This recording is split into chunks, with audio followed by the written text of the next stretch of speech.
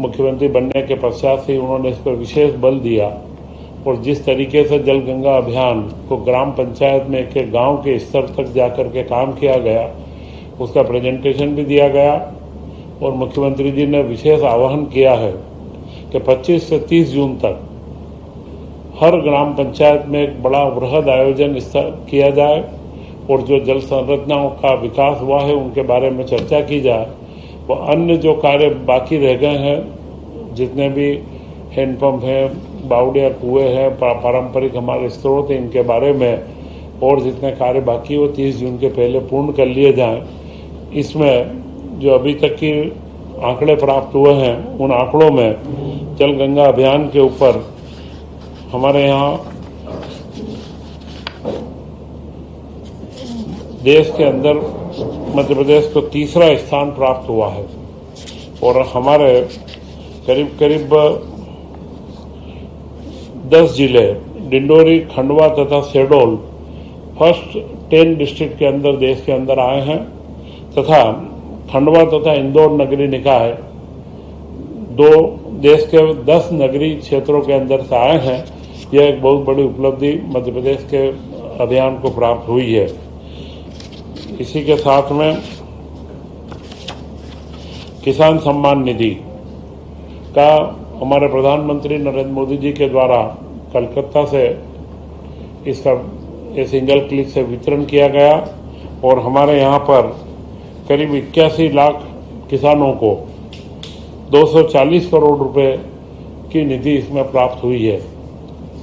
इसी के साथ 23 जुलाई से श्यामा प्रसाद मुखर्जी का बलिदान दिवस है और इसमें 15 दिनों तक समाज के विभिन्न कार्यक्रमों को संचालित करते हुए श्यामा प्रसाद मुखर्जी के प्रति यह एक पखवाड़ा पूरा मनाया जाएगा। इसी के साथ में अगले माह 15 जुलाई से 29 जुलाई तक गुरु पूर्णिमा का एक पखवाड़ा पूरे उत्सव के रूप में गुरु पूर्णिमा को मनाया जाएगा और उसका प्रेजेंटेशन भी स्कूल शिक्षा विभाग के द्वारा दिया गया। ये सभी स्कूलों के अंदर किस तरीके से गुरु के प्रति संस्कार कैसे बच्चों के अंदर बढ़े, उनके लिए निबंध प्रतियोगिता, वाद विवाद प्रतियोगिता, अलग अलग नाटक और पूजा संस्कृति और हमारे संस्कृति के विकास को किया जाए। तो यह पूरा कार्यक्रम 15 दिन का किया जाएगा और इसमें हर सांदीपनि स्कूल में प्रभारी मंत्रियों के द्वारा उनकी अध्यक्षता के अंदर कार्यक्रमों को आयोजित किया जाएगा। गुरु पूर्णिमा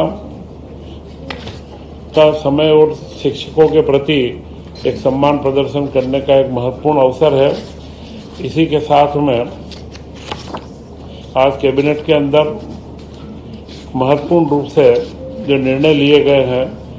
5,365 करोड़ रुपए की योजनाओं की निरंतरता की स्वीकृति दी गई है। इसमें मुख्यमंत्री कन्यादान योजना जो 1740 करोड़ रुपए की है, इसे 5 साल तक निरंतर रखने के लिए, क्योंकि 55,000 रुपये इसके अंदर प्रति विवाह में दिए जाते हैं और यह योजना हमारे प्रदेश के अंदर सफलतापूर्वक संचालित की जा रही है। इसी के साथ में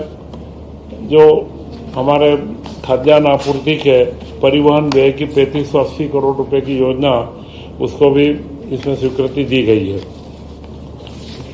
इसी के साथ कैबिनेट के महत्वपूर्ण निर्णय में स्कूल शिक्षा विभाग में करीब अगले 3 वर्षों में एक सर्वे किया गया है और मैपिंग की गई है कि 100% हमारे एडमिशन की अगर हम स्थिति मध्य प्रदेश के अंदर लाते हैं